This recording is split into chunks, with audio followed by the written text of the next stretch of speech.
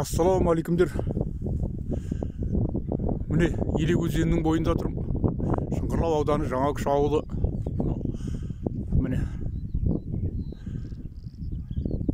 мына ағаштың іші уже Россия Федерациясының жері. Міне су басып жатыр бәрін. Міне Россияны да басып жатыр, айтып жатыр болды. Міне көріп тұр онда. 3-4 шақырым жерде Новолецк деген ауыл бар. Орынбор облысы. Оны әне басып тұр, көріп тұр. Енді не айтамыз, бұрында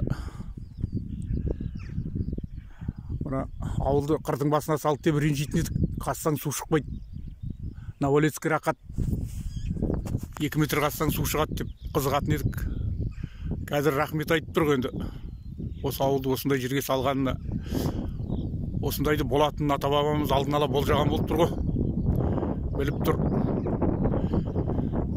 Міне жар, міне 20-30 метр биіктік.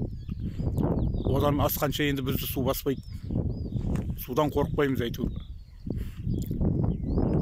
Міне ауылдың қасында міне қой бағу. Күн жақсы, жарқырап тұр. Не айтамыз енді?